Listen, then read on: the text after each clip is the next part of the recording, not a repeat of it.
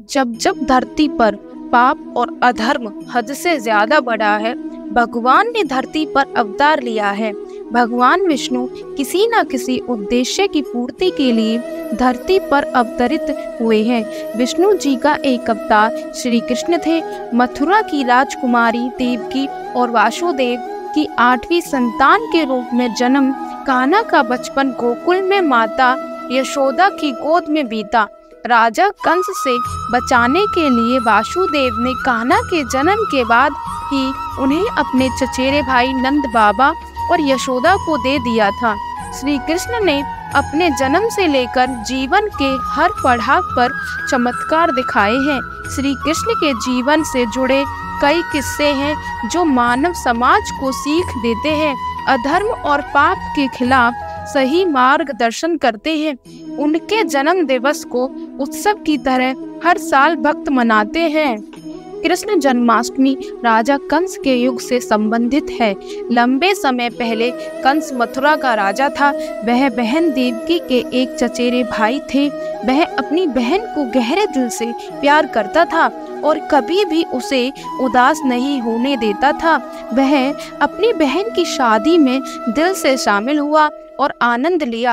एक बार जब वह अपनी बहन के ससुराल घर जा रहा था, तभी उसे आकाश में छिपी आवाज से चेतावनी मिली कि कंस, जिस बहन को तुम बहुत प्यार कर रहे हो, वह एक दिन तुम्हारी मृत्यु का कारण बनेगी।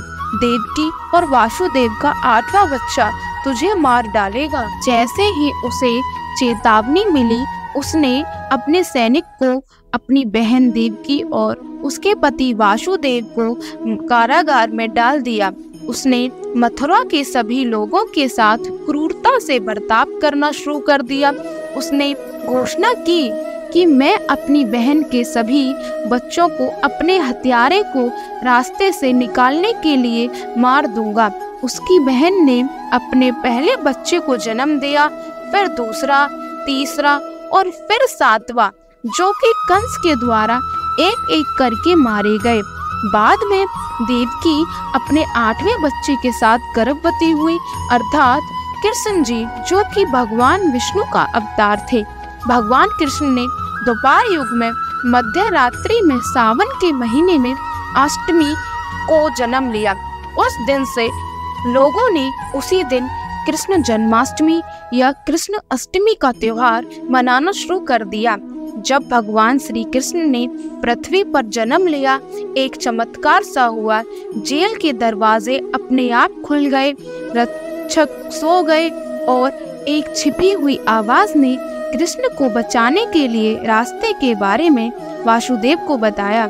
वासुदेव ने कृष्ण को एक छोटी सी टोकरी में ले लिया और अंधेरे में मध्य रात्रि में एक बड़ी नदी से गोकुल में अपने दोस्त नंद के पास ले गए। उन्होंने एक बरसात की रात को पार किया, जहां शेषनाग ने उन्हें मदद की। उन्होंने अपने बेटे को अपने दोस्त यशोदा और नंद बाबा की लाडली के साथ बदला और कंस की जेल वापस लौट आए। सभी दरवाजे बंद हो गए और कंस को संदेश भेज दिया गया कि देवकी ने एक लड़की को जन्म दिया है। कंस आया और उस लड़की को पटक कर मारने की कोशिश की। उसी समय वह लड़की कंस के हाथों से अदृश्य होकर आकाश में अपने असली रूप बिजली कन्या के रूप में प्रकट हुई और उसने चेतावनी दी और कहा, अरे मूर्ख कंस, तुम्हारा हत्यारा तो बहुत सुरक्षित जगह पर बढ़ रहा है और जब भी तुम्हारा समय पूरा हो जाएगा तब वो तुम्हारा वध कर देगा। हिंदू पौराणिक कथाओं के अनुसार भगवान कृष्ण भगवान विष्णु के 8वें अवतार थे। यशोदा और नंद के सुरक्षित हाथ में गोकुल में बाल कृष्ण धीरे धीरे बढ़ रहे थे। बाद में उन्होंने कंस की सभी क्रूरता को समाप्त कर दिया और कंस की जेल से अपने माता पिता को मुक्त कर दिया। कृष्ण की विभिन्न शरारती लीलाओं से गोकुलवासी बहुत खुश थे। गोकुल में रहने वाले लोग इस त्योहार को गोकुल अष्टमी के रूप में मनाते हैं। जन्माष्टमी पर भक्त श्रद्धानुसार उपवास रखते हैं। भगवान श्री कृष्ण की विशेष पूजा अर्चना की जाती है। बाल गोपाल की जन्म मध्य रात्रि में हुआ था, इसीलिए जन्माष्टमी की तिथि की मध्य रात्रि को घर में मौजूद लड्डू गोपाल की प्रतिमा को जन्म कराया जाता है। फिर उन्हें स्नान कराकर सुंदर वस्त्र धारण कराए जाते हैं। फूल अर्पित कर धूप दीप से वंदना किया जाता है। कान्हा को भोग अर्पित किया जाता है। उन्हें दूध दही मक्खन विशेष पसंद है, इसीलिए भगवान को भोग लगाकर सबको प्रसाद वितरित किया जाता है।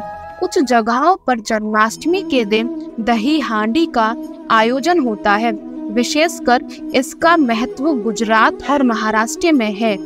दही हांडी का इतिहास बहुत दिलचस्प है। बालपन में कान्हा बहुत नटखट थे।